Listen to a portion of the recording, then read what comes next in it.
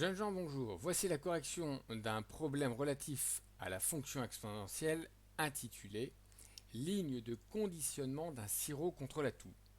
Dans ce problème, on vous donnait la vitesse en centimètres par seconde de la sortie d'un flacon de la boucheuse. Cette vitesse était donnée par l'expression V égale 6 facteur de 1 moins exponentielle moins t.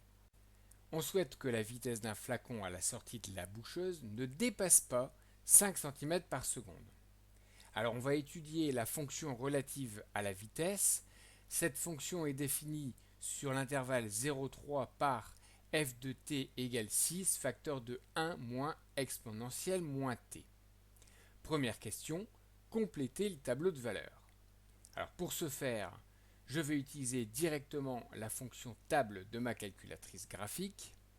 Pour ça, je vais dans le setting, le réglage. Je précise que je démarre à 0. Alors, pour la Casio, il faut préciser qu'on s'arrête à 3. On voit de 0,5 en 0,5. Attention, sur vos calculatrices graphiques, la seule variable que l'on peut utiliser, c'est le x. N'essayez donc pas de mettre un t à la place d'un x. Vous marquez bien 6 facteur de 1 moins exponentielle moins x. Je peux donc demander les valeurs dans table et elles apparaissent ici. Je vais donc les reporter dans mon tableau. Vous remarquerez que si rien n'est précisé dans l'énoncé, j'ai pris l'initiative d'arrondir les valeurs de résultat un chiffre après la virgule, et ce parce que j'ai vu que pour 0,5 le résultat m'était donné un chiffre après la virgule, puisque normalement nous devions avoir pour 0,5 la valeur de 2,36. Ça a bien été arrondi un chiffre après la virgule. Bien, question suivante. Déterminer l'expression f' de x, la fonction dérivée de la fonction f.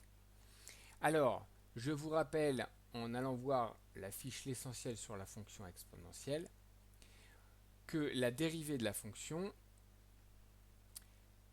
f' de exponentielle x, c'est la même fonction qui est exponentielle x. Et puis, quand on a plus généralement la dérivée de la fonction exponentielle d'une autre fonction, eh bien c'est la dérivée de l'autre fonction qui multiplie l'exponentielle de la deuxième fonction. Je reviens donc à notre problème. Et la dérivée, pour la calculer, je vais d'abord devoir développer le 6 dans la parenthèse. Remarquez aussi qu'il y a beaucoup d'erreurs de syntaxe dans l'énoncé puisque on vous précise bien que c'est f de t en fonction du temps. Or, la variable qui est marquée dans la suite, dans le tableau ainsi que dans l'autre question, il marque x. En réalité, il aurait fallu marquer ici t et ici marquer t aussi. Pour le principe, je vais le modifier. Ça ne changera rien au problème, c'est vraiment une question de rigueur. Donc je développe mon expression, 6 fois 1 ça fait 6 et 6 fois moins exponentielle moins t ça fait moins 6 exponentielle moins t. Ce sera beaucoup plus facile de déterminer la dérivée. Alors attention, le 6 c'est une constante, ça disparaît. On a un facteur moins 6, donc je vais déjà marquer f' de t égale moins 6 fois, c'est un fois ici. Et j'ai exponentielle moins t. Alors attention, c'est donc l'exponentielle d'une fonction. Et la fonction, c'est moins t. Sa dérivée, c'est donc le coefficient directeur, c'est-à-dire moins 1. Donc je vais avoir 6 fois moins 1 fois exponentielle moins t. Alors écrit proprement, ça nous donne f' de t égale 6 fois exponentielle moins t, car moins 6 fois moins 1, ça fait bien plus 6.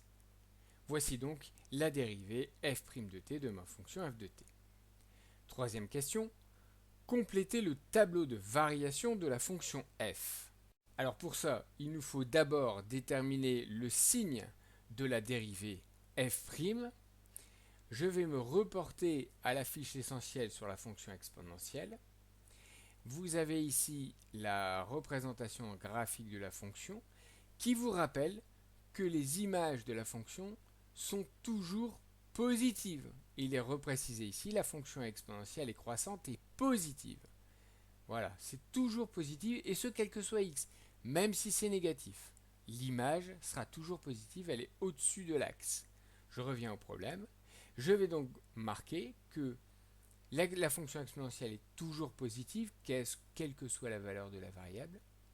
Elle est multipliée par 6, qui est lui-même un nombre positif. Donc l'ensemble de la dérivée sera toujours positive, quelle que soit la valeur du paramètre t.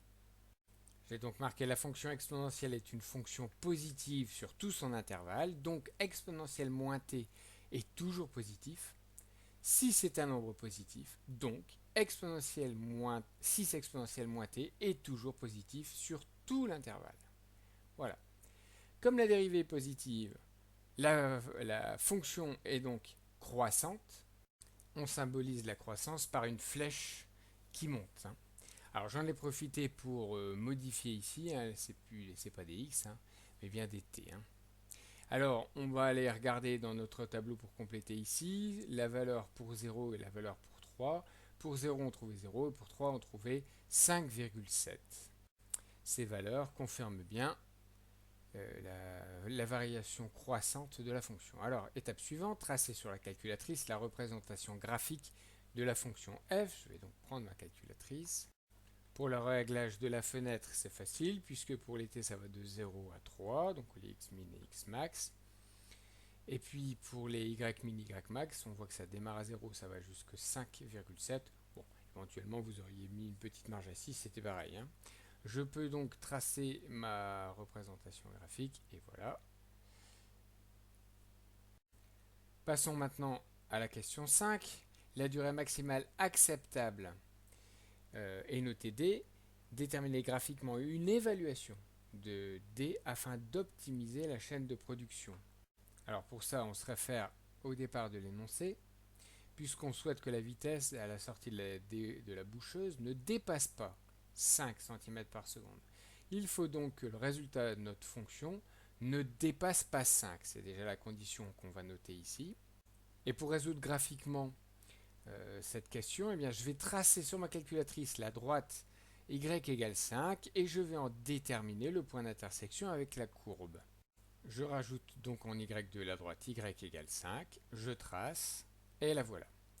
Je vais donc utiliser la fonction de ma calculatrice qui me permet de déterminer le point d'intersection et j'ai un point d'intersection pour x égale 1,79.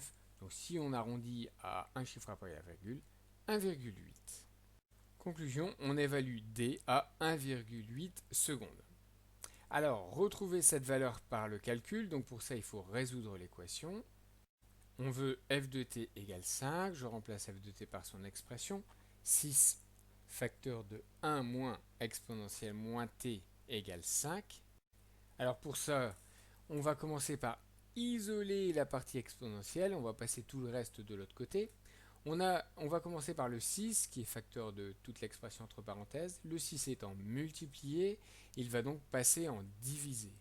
On va donc obtenir 1 moins exponentielle moins t égale 5 sixièmes. Le 1 qui est là, je vais le passer de l'autre côté, c'est plus 1, il va donc devenir moins 1. Ensuite, on a le exponentielle moins t qui est multiplié par moins 1, on a moins exponentielle moins t. Pour l'enlever, on va multiplier de chaque côté l'ensemble par moins 1, ce qui nous donne exponentielle moins t égale moins 5 sixièmes plus 6. Vous voyez que sur l'ensemble, tous les signes ont été changés, on a multiplié par moins 1. Maintenant, notre exponentielle est bien isolée, on va pouvoir passer en logarithme les deux membres. On obtient donc log 2 exponentielle moins t égale log 2 moins 5 sixièmes plus 1. L'intérêt, c'est que la fonction log et la fonction exponentielle sont des fonctions réciproques et donc vont s'annuler. On va donc obtenir moins t égale log 2 moins 5 sixièmes plus 1. Alors nous, on ne voulait pas moins t, on voulait plus t. On va donc multiplier de chaque côté par moins 1 et on obtient t égale moins ln de moins 5 sixièmes plus 1. Alors je prends ma calculatrice pour faire ce calcul. Moins ln de moins 5 sixièmes plus 1, on obtient 1,79, etc.